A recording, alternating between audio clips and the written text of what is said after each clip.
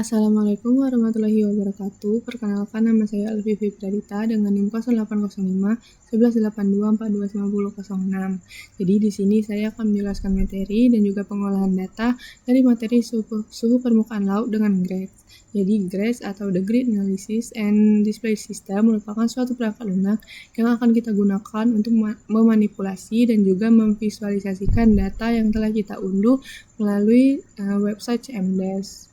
Nah, juga untuk suhu permukaan laut atau SPL itu sangat bergantung terhadap jumlah panas yang diterima oleh matahari. Jadi yang pertama itu kita buka web Climate Data Store yang punya Copernicus. Lalu pilih yang era 5 hourly data on single level from 1940 to present. Lalu kita pilih yang download. Untuk product type kita pilih reanalysis karena datanya itu telah dikoreksi. Lalu untuk variabel karena kita akan melihat atau ingin melihat dari suhu permukaan laut suatu wilayah, jadi pilih yang sea surface temperature. Selanjutnya untuk tahun itu sesuai dengan kebutuhan kalian, bulannya juga, hari atau tanggal, tapi untuk waktunya itu dipilih semua. Nah, pada geographical area itu pilih yang subregion. Nah, untuk mengetahui nilai atau titik koordinatnya itu bisa buka dari website Bbox Finder, lalu bisa kita cari atau kita pilih wilayah kita. Lalu masukkan. Selanjutnya untuk data format, ini CDV4. Lalu kita klik submit. Kita akan tunggu sampai dia successful dan kita akan download. Selanjutnya kita akan menggunakan software GRADS Prom. Nah, jadi ketika sudah muncul tampilan seperti ini, bisa langsung kita klik enter dan kita tunggu.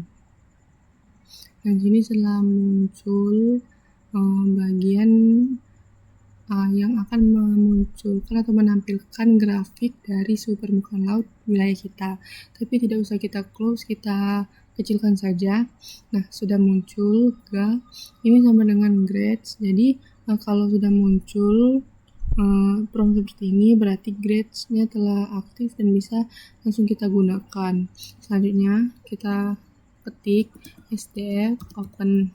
Nah, fungsi dari SDF open ini untuk membuka file dalam format NC yang telah kita unduh di web Climate Data Store tadi. Selanjutnya kita ke file, kita cari yang kita unduh tadi, lalu kita drag langsung ke sini. Oke, sudah, langsung kita klik enter. Nah, jika sudah muncul banyak seperti ini, berarti datanya telah bisa dibaca oleh prompt. Kalau muncul tulisan warning atau error, berarti folder yang kalian masukkan itu terlalu banyak file-file di dalamnya, jadi prompt tidak bisa membaca. Selanjutnya, jika sudah, kita akan mengetik prompt selanjutnya itu setlon. Nah, maksud dari set ini merupakan suatu kata yang digunakan untuk memanipulasi data yang kita miliki. Jadi kita bisa menentukan apa yang akan kita ketik. Untuk lon itu sama seperti longitude. Jadi kalau set lon ini untuk menentukan posisi dari longitude wilayah kita. Nah, untuk mengetahuinya itu kita kembali ke web Bbox Finder, lalu kita salin saja koordinat kita.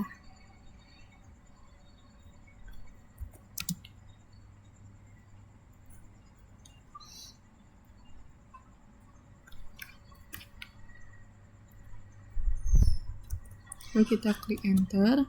Nah, kalau dia langsung muncul lagi prompt lagi, berarti itu sudah selesai. Selanjutnya set lat. Kalau lon tadi longitude, berarti lat ini latitude-nya. Oke, kita lihat lagi di sini.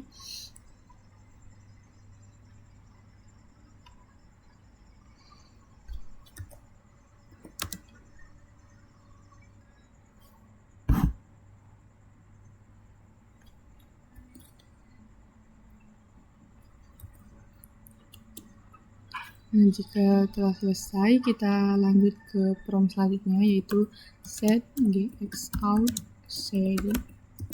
Nah, untuk prompt gxout ini untuk menampilkan jenis grafik dengan kontur yang bershading. Jadi maksudnya kalau data kita kan menggunakan data SPL, nah jadi akan muncul legenda atau warna yang berbeda sesuai dengan tingkatan dari perbedaannya. Selanjutnya itu klik set MPD set high-res. Nah, kalau untuk MPD set high-res ini digunakan untuk menampilkan peta ataupun hasil dari grafiknya yang beresolusi tinggi. Kita klik enter. Selanjutnya kita klik set smooth on. Nah, ini untuk berfungsi agar garis kontur di grafik kita itu tidak patah-patah dan akan mengikuti grid ataupun bentuk dari data kita. Jadi dia akan tetap lebih smooth ataupun halus. Selanjutnya kita klik di SST-273. Nah, kalau untuk D ini display SST ini ya masih surface temperature tadi, dan -273 ini berarti dikurangi dengan nilai data dikurangi dengan nilai -273. Nah, jadi di SST -273 itu menampilkan suhunya dalam bentuk derajat Celcius. Karena data awal yang kita unduh tadi itu parameternya bersifat Kelvin. Ini kita klik enter. Kita klik lagi Subarn. Nah, untuk Subarn ini digunakan untuk menampilkan nilai untuk warna di displaynya. Selanjutnya draw xlab suhu permukaan laut. Nah, kalau draw ini xlab itu untuk menambahkan judul pada peta kita, peta grafiknya. Kalau untuk menyimpannya, kita klik printing, lalu kita scroll. Nah, yang di bagian ini tempat penyimpanan kita tadi, kita salin sampai di bagian downloads. Lalu kita masukkan nama dari wilayah kajian kita atau bebas. Selanjutnya titik PNG, berarti kita menyimpannya dalam format PNG dan wait.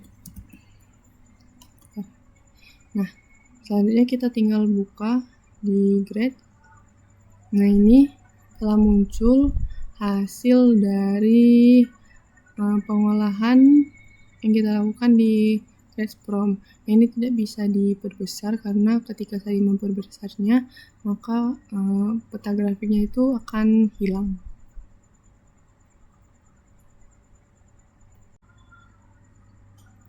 Nah, jadi di sini untuk grafiknya itu telah selesai dibuat. Jadi saya akan membaca hasil dari grafik yang telah kita olah. Nah, kalau yang ini yang tidak terdapat warnanya itu berarti pulau. Jadi ketika saya mengunduh tadi ada pulau yang ikut masuk di pengunduhan saya. Jadi untuk skala warna ini bisa dilihat dari warna ungu yang paling rendah sampai ke warna merah, dimana untuk warna ungu ini warna ungu ini berarti suhunya itu masih rendah di 27,8 dan yang tertinggi itu 29,2. Nah, kalau untuk pola distribusi warnanya itu bagian warna ungu ini berarti dia itu suhunya lebih dingin, terus semakin ke arah darat, semakin ke arah pesisir dia semakin warna merah, atau yang bisa kita katakan bahwa suhu permukaan yang hampir mendekati pesisir ini itu cenderung hangat. Nah, kenapa bisa seperti itu? Karena perairan yang berada di dekat pesisir ini memiliki kedalaman yang dangkal. Nah, di mana kedalaman yang dangkal itu akan lebih mempercepat penyerapan panas yang dilakukan oleh radiasi matahari. Terus itu juga di daerah pesisir ini dia sering mengalami sirkulasi air yang lemah. Jadi proses pencampuran dengan air laut itu yang lapisan terbawah atau yang paling dingin untuk menuju ke lapisan yang atas itu menjadi terhambat.